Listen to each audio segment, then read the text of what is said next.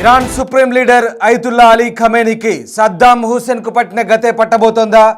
Ayatollah Ali Khamenei ప్రస్తుతం అగ్రదేశాలకు లొంగిపోబోతున్నారా లేదా అగ్రదేశాలే అతన్ని ఎలిమినేట్ చేయబోతున్నాయా? ఇప్పుడు ఇదే సందేహాలు ప్రపంచవ్యాప్తంగా వెల్లువెత్తుతున్నాయి.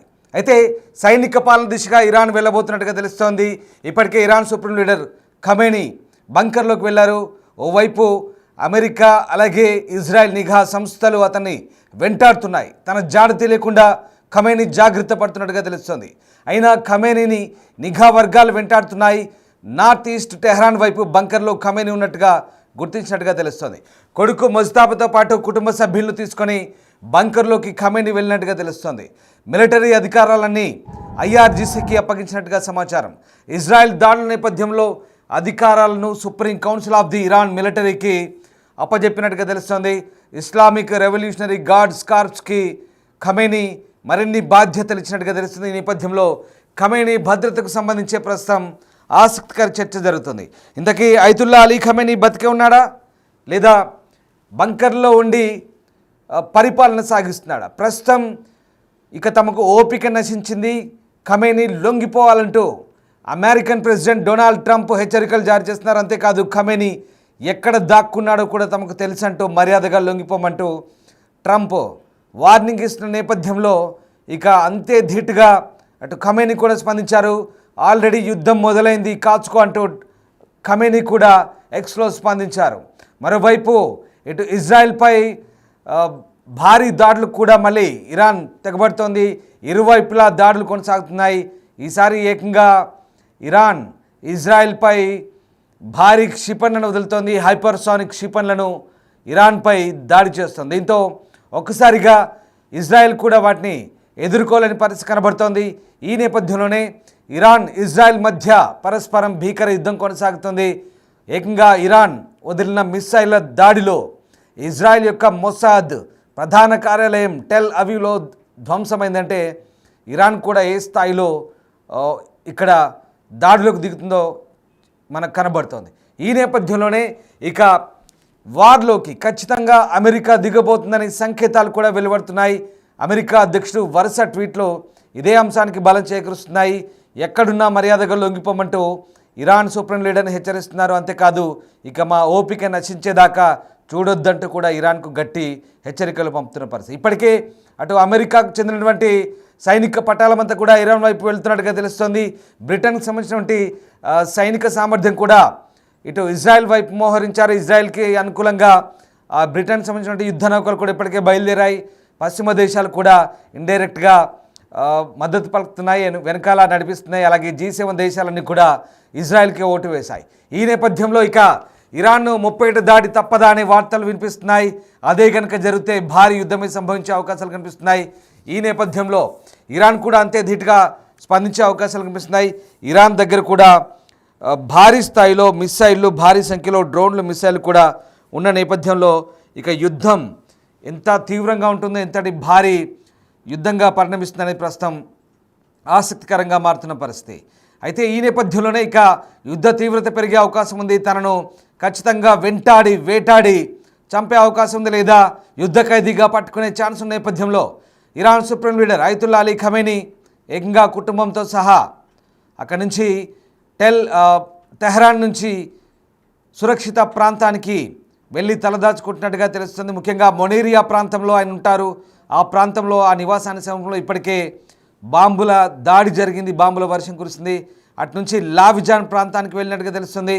అటువైపు నుంచి ఇక గూఢాచారి వర్గాలు కనిపెట్టడంతో మరొక సురక్షిత ప్రాంతానికి తరలి వెళ్ళినట్టుగా తెలుస్తుంది. మొత్తం మీద Israel America target Ayatollah Ali Khamenei.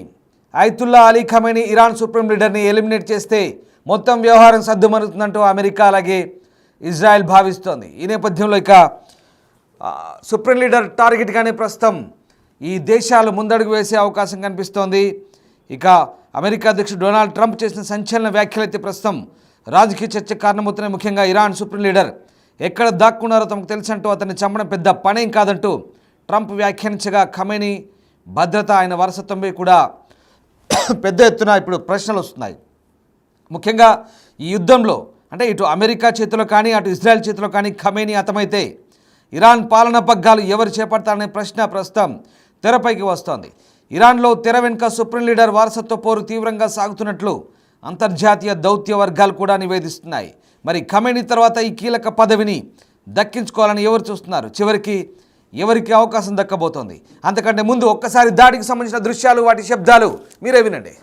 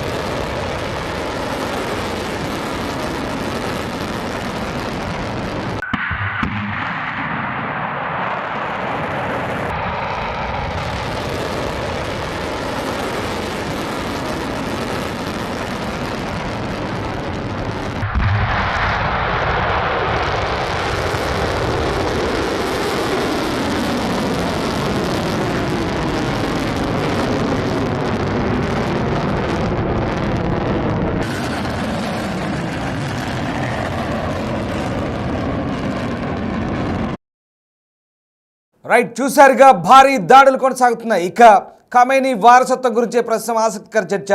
Khamenei 55 ఏళ్ల కుమారుడు ముస్తాఫా ఖమేనీ ఇప్పుడు అయతుల్లా అలీ ఖమేనీ వారసుడిగా మారబోతున్నాడా?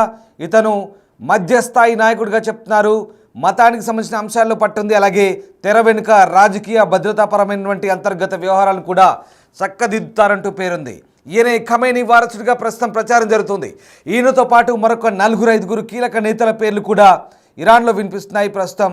ఇక వారసత్వానికి గురించి కూడా అక్కడ ఇప్పటికే పోరు ప్రారంభమైనట్టుగా తెలుస్తోంది. అయతుల్లా అలీ ఖమేనీ కనుక చనిపోయినా లేదా అతను లొంగిపోయినా ఆయన తర్వాత ఎవరు ఇరాన్ వారసత్వ పగ్గాలు చేపట్టేది ఎవరు? ఇరాన్ను పరిపాలించేది ఎవరు? ఇప్పుడు ఇదే అంతర్జాతీయంగా జరుగుతున్న చర్చ.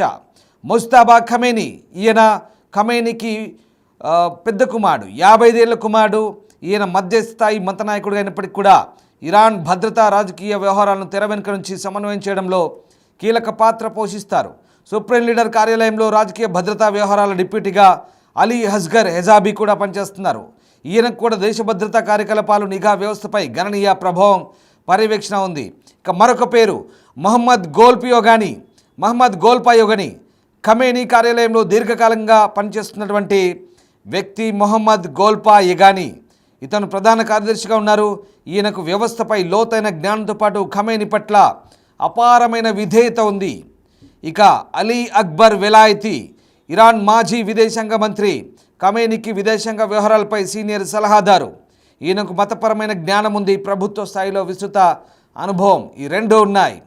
ఇక అలీ లారిజానీ, ఇరాన్ మాజీ పార్లమెంట్ స్పీకర్, ప్రభుత్వ ప్రసార సంస్థ మాజీ అధిపతి అయిన లారిజానీ ఆచరణాత్మక విధానాలతో ఖమేనీతో సన్నిహిత సంబంధాలు కలిగి ఉన్నారు. ఈ కీలక నాయకుల్లో ఎవరు సుప్రీం లీడర్గా బాధ్యతలు చేపడతారన్న దానిపై కూడా చర్చ జరుగుతుంది. ముఖ్యంగా ఇందులోని ఒకరే ఇరాన్ భవిష్యత్తును, ముఖ్యంగా మధ్యప్రాచ్యంలో దాని పాత్ర నిర్ణయించే నాయకుడు అవుతారు. ఇప్పుడు అదే ఆసక్తికర చర్చ. వారసత్వ పోరు ముగింపు ఎలా జరగబోతోంది? ఇక ఈ పదవికి ఎంపిక ఎక్సట్ అసెంబ్లీ అంటారు. ఇది 88 మంది మత గురువులతో కూడిన మండలి. వారు ఖమేనీ తర్వాతి వారసుని ఎన్నుకుంటారు. వాస్తవాధారంగా చూసినప్పుడు ముస్తాఫా ఖమేనీ అధికారికంగా సరైన మత విద్యను పూర్తి చేయకపోవడం, రాజ్యాంగానికి విరుద్ధంగా కుటుంబ వారసత్వ పాలన ఏర్పడేలా చేస్తుందన్న విమర్శలున్నాయి. కానీ ఆయనకు ఐఆర్జీసీ మద్దతు ఉండడం, వ్యవస్థపై చెరిపోలేని ప్రభావం ఉండడం వల్ల అవకాశాలు మాత్రం కలిగి ఉన్నాయి. మొత్తం మీద ఇక ఇరాన్కు సంబంధించిన వ్యవహారాలు ఇప్పుడు ఆసక్తికరంగా మారుతున్నాయి. ఈ మొత్తం వ్యవహారంలో ఇక ఇజ్రాయెల్, అమెరికా పాత్ర, ఇప్పుడు అమెరికా పాత్రే కీలకం కాబోతోంది. ఎస్, నిజంగా ఇప్పుడున్న పరిస్థితుల్లో అమెరికా కనుక రంగంలోకి దిగితే ఒక్కసారి ఊహించుకోండి పరిస్థితి ఎలా ఉంటుందో. భయంకరంగా ఉంటుంది. అమెరికా అలాగే ఇజ్రాయెల్ మిత్ర దేశాలు, బ్రిటన్, అమెరికా లేదా ఇతర పశ్చిమ దేశాలు కనుక కలిస్తే ఇరాన్ పరిస్థితి ఏంటి? చాలా భయంకరమైన దాడులు ఉంటాయి. ఇప్పటికే సెంట్రిఫ్యూజ్లపై కూడా టార్గెట్ చేశారు. సెంట్రిఫ్యూజ్లు అంటే ఏంటో తెలుసా? అణుశుద్ధి కేంద్రాలు ఏవైతే ఉన్నాయో నతాంజ్లో, దాని లోపల ఉండే సెంట్రిఫ్యూజ్లు ఇప్పటివరకు బయటే దాడులు అయ్యాయి, బయట డ్యామేజ్ అయింది. ఇక లోపల సెంట్రిఫ్యూజ్లపై దాడి చేస్తే గుండెకాయపై దాడి చేసినట్టే.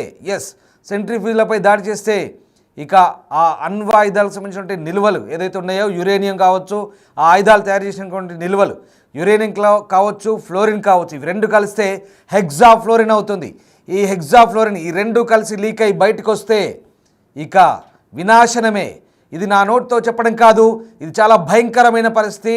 ఒకవేళ సెంట్రిఫ్యూజులు కనుక లీక్ అయ్యి ఒకవేళ నేను చెప్తున్న పరిస్థితులే కనుక దాపురిస్తే ఇరాన్ దాని పరిసర ప్రాంతాల్లో ఉన్నటువంటి లక్షలాది మంది ప్రజలకు అదొక పీడకలగానే మారిపోయే అవకాశం ఉంది. ఇందుకే అంతర్జాతీయ అణు ఇంధన సంస్థ భారీ హెచ్చరికలు జారీ చేస్తోంది. కొంత జాగ్రత్తగా ఉండమని చెప్తున్న పరిస్థితి. మొత్తం మీద ఇటు ఇరాన్ కూడా భారీ దాడులు చేస్తుంది. ఇరాన్ చేసినటువంటి దాడుల నేపథ్యంలో ఒక్కసారిగా ఫతాక్ క్షిపణులు వాడుతోంది. ఫతాక్ క్షిపణులు హైపర్సానిక్ క్షిపణులు, అవి భయంకరమైన క్షిపణులు. ఇరాన్ ఏం తక్కువ కాదు. ఇరాన్ ఒక్క విషయం చెప్తాను, ఇరాన్ యుద్ధం అయితే 7 సంవత్సరాలైంది. 7 సంవత్సరాల దాకా యుద్ధం పోరాడిందంటే తక్కువ బలమేం కాదు అది. ఇప్పటికి కూడా వందల సంఖ్యలో కాదు, వేలాది సంఖ్యలో ఇజ్రాయెల్ కంటే ఎక్కువ మిసైళ్ళు ఇరాన్ కలిగి ఉంది. ఇంకా ఇరాన్ అమ్ముల పొదిలో అనేక ఆయుధాలు ఉన్నాయి, మిసైల్స్ ఉన్నాయి, చాలా భయంకరమైన మిసైల్స్ ఉన్నాయి. గంటకు 1600 నుంచి 2000 కిలోమీటర్ల వేగంతో ప్రయాణించే మిసైల్స్ ఇరాన్ సొంతం. అవన్నీ తీసేలోపే ఇజ్రాయెల్, అమెరికా, బ్రిటన్ ఇవన్నీ చూస్తూ ఊరుకో, అప్పటికే దాడి మొదలు పెడతాయి. కానీ ఇప్పుడు ఇరాన్ పరిస్థితి ఏంటి? ఇరాన్కి ఎవరు సహాయం చేయబోతున్నారు? నిజంగా ఇస్లామిక్ దేశాలు ఇరాన్కు సహాయం చేస్తాయంటే అది కూడా సందేహాస్పదంగానే ఉంది. కేవలం పాకిస్తాన్ లేదా అజర్బైజాన్ లేదా సిరియా లేదా లిబియా ఇలాంటి దేశాలు, లిబియా కాదు, లెబనాన్ ఇలాంటి దేశాలు కొన్ని మద్దతు చెప్తుండొచ్చు. కానీ వాటి సామర్థ్యం పెద్దగా ఇక్కడ మనం పరిగణలోకి తీసుకోవాల్సిన పని లేదు. ఎందుకంటే ఆల్రెడీ ఇవన్నీ కూడా ఇజ్రాయెల్ చేతిలో దెబ్బతిన్నాయి. సిరియా కానీ, లెబనాన్ కానీ, ఇరాక్ కానీ. పాకిస్తానా సరే, పాకిస్తాన్ కనుక రంగంలోకి దిగితే ఇజ్రాయెల్ చూస్తూ ఊరుకోదు, వెంటనే మట్టుబెట్టే పరిస్థితికి తలెత్తుంది. కానీ ఇక్కడ ఏం జరగబోతోంది అనేది ఇప్పుడు $1 మిలియన్ ప్రశ్న. ఖమేనీ పరిస్థితి ఏంటి? ఖమేనీ రాజకీయ వారసత్వం ఏంటి? ఇవన్నీ కూడా ఇందాక నేను మీకు చెప్పే ప్రయత్నం చేశాను. ఒకవేళ ఖమేనీ కనుక అమెరికా లేదా ఇజ్రాయెల్ చేతిలో వాళ్ళ బాంబుల దాడిలో హతమైనా లేదా వాళ్లకు యుద్ధ ఖైదీగా అలైవ్గా ప్రత్యక్షంగా పట్టుబడ్డా ఇక ఖమేనీ పరిస్థితి అంతే.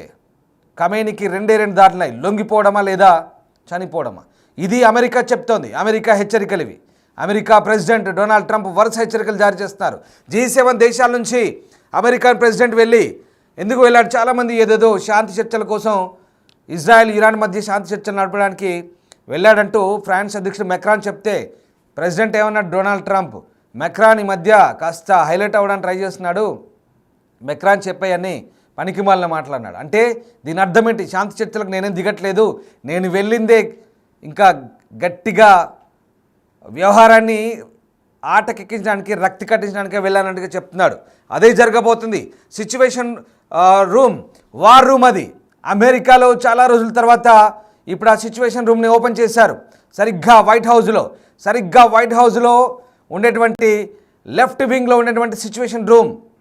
ఇక ఆ రూమ్కు పని చెప్పారంటే అమెరికా ఏదో చేయబోతోంది ఖచ్చితంగా. ఎందుకంటే గతంలో కొన్ని సందర్భాల్లో మాత్రమే సిచ్యువేషన్ రూమ్ని వాడారు. ఆ వార్ రూమ్ని చాలా కీలకంగా పరిగణిస్తారు. అల్ ఖైదా ఒసామా బిన్ లాడెన్ను మట్టుబెట్టినప్పుడు, అలూ బకర్ బగ్దాద్ని, ఐసిస్ నాయకుడిని మట్టుబెట్టినప్పుడు, లేదా క్యూబాతో యుద్ధం జరిగినప్పుడు, లేదా ఇతరత్రా కొన్ని అంశాల పరంగా చాలా కీలకం 9/11 దాడులు జరిగినప్పుడు, ఇలాంటప్పుడు మాత్రమే ఆ సిచ్యువేషన్ రూమ్ని వాడారు. మళ్ళీ ఇప్పుడు ఆ సిచ్యువేషన్ రూమ్ని ఎందుకు వాడుతున్నారు? అమెరికా ఏం చేయబోతోంది? సిచ్యువేషన్ రూమ్ నుంచి ఎలాంటి సంకేతాలు పంపబోతోంది? ఎలాంటి యుద్ధానికి సిద్ధమవుతోంది? ఇప్పుడు ఇదే ప్రపంచ దేశాలకు ఆసక్తికరంగా ఉత్కంఠగా మారుతున్న పరిస్థితి. ఇంతకీ ఇరాన్ ఏం చేయబోతున్నారు? ఇరాన్ భవిష్యత్ ఏంటి? ఇరాన్ పరిస్థితి ఏంటి? చూడాలి. ఇక ఎన్ని రోజులు యుద్ధం ప్రారంభమైతే సరిగ్గా అమెరికా కనుక యుద్ధంలోకి దిగితే కనుక పశ్చిమ దేశాలు కనుక వెనకాల ఉండి నడిపిస్తే కనుక ఏం జరగబోతుంది, ఎలాంటి పరిస్థితి ఉంటుంది, యుద్ధం ఎన్ని రోజులు జరగబోతుంది, ఇరాన్ ఎలా ఎదుర్కోబోతుంది, తర్వాత జరిగే పర్యవసనాలు ఏంటి, ఏం జరగబోతుంది అనేది ఇప్పుడు ఉత్కంఠగా మారుతుంది. తర్వాత జరిగే విషయాలు ఏంటనేది మాత్రం చాలా సీరియస్గా ఉండబోతున్నాయి. Let us see.